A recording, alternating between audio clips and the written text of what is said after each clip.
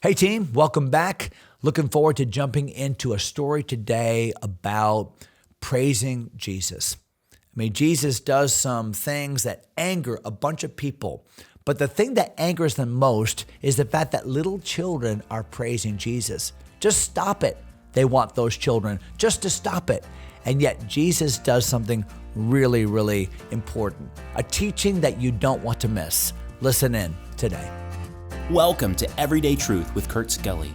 We believe the Bible is true and relevant to everyone, everywhere, every day.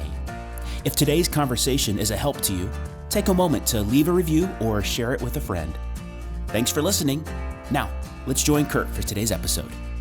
So on my way to the studio this morning, I walked by the room where Kim Wood does her Bible study every week, and the ladies were having a little celebration, and wow, what a blessing to see so many ladies week by week studying God's Word, enjoying each other's fellowship, and I just had such a good time hanging out and connecting and just love it. I love what's happening at Faith Baptist Church. I love to see the love that people have for each other. And I know that many of you ladies are faithful listeners to this podcast. And I just wanted to say how much I love you and thank God for you. And what a joy it was to spend those moments with you this morning. I'm still just kind of smiling the good time I had with you at that celebration. We're in Matthew chapter 21 today. And Jesus has entered Jerusalem in the final week of his life. So Jesus imminently will die on the cross. Of course, he knows exactly why he's there. He knows exactly what will happen. And he's been telling people explicitly, this is what's going to happen this week. But it just seems as if people don't get it. They don't want to get it. They don't want a suffering servant. They want a king. They want Roman oppression to be gone. They want to hear what they want to hear. And I feel like sometimes that I do that. I feel sometimes when we read our Bible or listen to a message, sometimes we're just looking for confirmation for things that we already want to do. And we've got to be careful because when we go to the Bible with confirmation bias, we go to the Bible with this idea of I'm just looking for some way, something that maybe I can even yank out of context that will justify the things I already want to do or the things that I'm currently doing. And ask the Lord to help you when you listen to a podcast or read a Bible passage or listen to a message. Ask the Lord to help you to see clearly, to apply that word of God to your life in a truthful way so that it might not necessarily be what you want to hear, but it's what you need to hear. And I think that we've tried to do that here on this podcast. We're again in Matthew, there we go, Matthew chapter 21.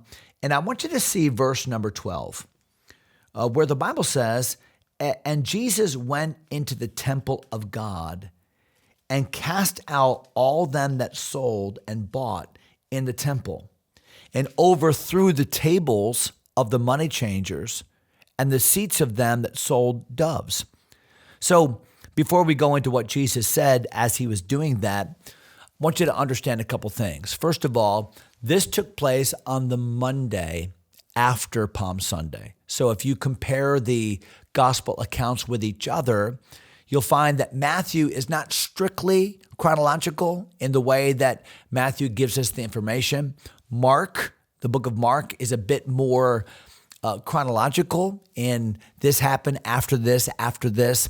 So as we compare the passages, we find that Jesus came into Jerusalem on Sunday, went back to Bethany to stay the night, came back daily, really that week. He came back to the temple, but came back on Monday.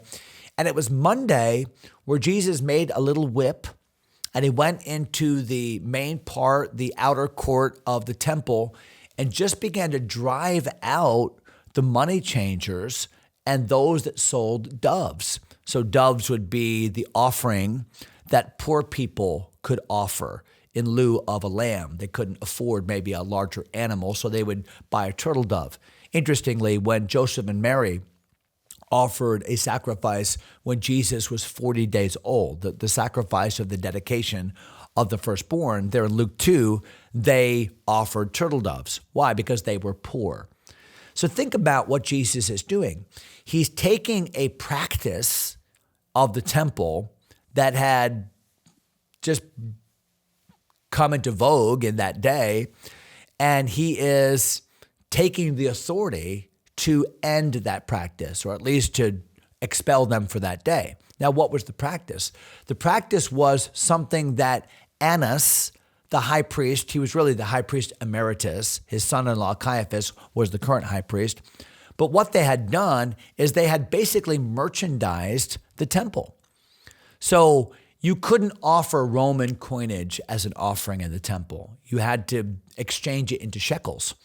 So what Annas thought he would do is, wow, I can make some money on this. So because the people have to offer shekels, I'm going to offer an exorbitant exchange rate on changing coinage into shekels. So they would charge a huge exchange rate. Anybody that's ever traveled internationally understands what this is. You go to a kiosk at the airport, that's always the worst place to exchange money. Or you go to a money exchanger place and they'll tell you, okay, with this many dollars, you can buy this many euros. Or with this many dollars, you can buy this many lira or pesos or whatever the currency is. And then they always charge a fee or an exchange rate. You're not getting the exact rate that the market states it is. You're always getting a little bit of a lesser rate because that money exchanger is going to make money on you changing money. So that's what happened here. They were making exorbitant amount of money on money changing, and then they would take these sacrificial animals like the turtle dove, and because the priest had declared that dove to be clean, now it has special status. It's just a normal dove. And they would charge, in some cases, 5 times more than what it would cost to just buy a turtle dove somewhere else. So they knew they had a captive audience. So these priests were making all kinds of money, listen, on poor people. And Jesus saw this year after year that he went into the temple. Year after year, he saw the way that the temple was not becoming a place to communicate with God, but was becoming a place where people were just doing business, making money, and serving mammon in that sense, and making money even on the poorest members of society. So taking advantage of people. And this incensed the Lord. How angry he became because of this practice. That's why at the beginning of his ministry, you'll read about this in John 2, Jesus, we call this, cleansed the temple. He did the exact same thing he did here. And now at the end of his ministry, he does the exact same thing again. So what does this tell us? This tells us that Jesus has the prerogative as the Son of God, as God the Son, to have authority to say what should and should not happen in the temple. That's why he calls it my Father's house. And you've taken my Father's house and you've made it a house of merchandise. You've taken my Father's house that is supposed to be a house of prayer, a place where we're supposed to come and think about God and communicate with God and worship God, and you've made it everything but God. I think sometimes if we're not careful, we do that in modern days places of worship too. I'm not saying if you sell coffee at your church, you're wrong, but what I am saying is, what is our focus when we come to church? What is our focus when we come together for corporate worship and corporate prayer and corporate Bible study? I think our purpose, our focus should be the Lord. And watch how Jesus says that in verse number 13. He said unto them, it is written, my house shall be called the house of prayer, but ye have made it a den of thieves. You can't create a more stark contrast than that. House of prayer, den of thieves. What is Jesus doing? He's calling out the nefarious motives of these religious leaders. No wonder they wanted to arrest him. No wonder they wanted to get rid of him. Jesus was inching in on their profit. They had a good gig going, and Jesus was showing them publicly and showing the people publicly just how wicked these people were. Verse number 14, and the blind and the lame came to him in the temple, and he healed them. Again, these are the people that would be ignored. These are the people that have nothing to offer. They don't have money. They don't have skills that they can offer. And yet Jesus is receiving, loving. Jesus is in every way the antithesis of what religion had become. Religion was paying attention to rich people and offerings and money and kind of disregarding poor people, taking advantage of them. Jesus said in another place, devouring widows' houses. I mean, they had no compunctions whatsoever about just taking advantage of people. And yet Jesus here serves as the great contrast, loving people and loving the people that nobody else will love. Verse 15, when the chief priests and the scribes, these are they that are responsible for these systems, when the chief priests and scribes saw the wonderful things that he did, like healing and miracles, and the children crying in the temple and saying, Hosanna to the Son of David, they were sore displeased. Boy, they just could not stomach the popularity that Jesus had. I mean, people are amazed at his miracles.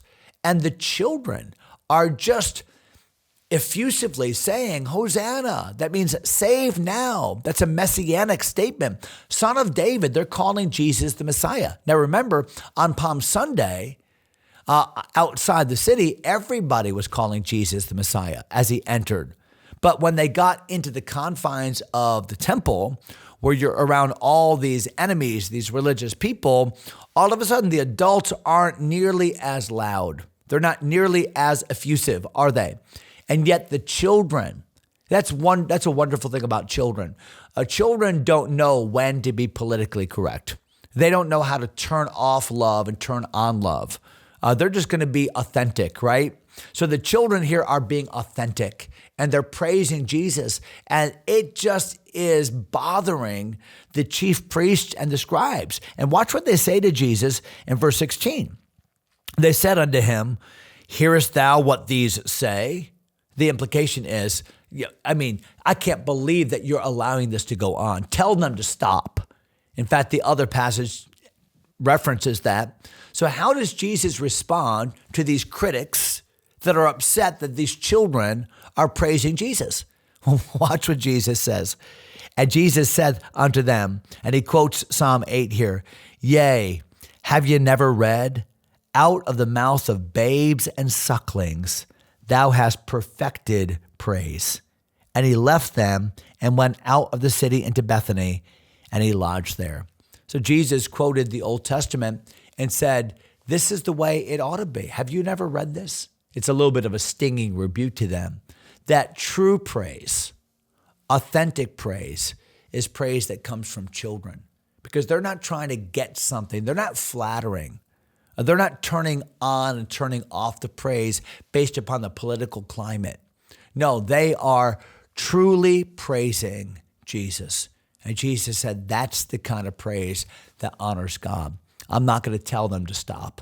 And that must have further angered these leaders. So we'll stop there in verse number 17 and can't wait to talk to you about the parable, or rather the story of the withered fig tree. We'll get to that next episode. Until then, God bless you, my friends.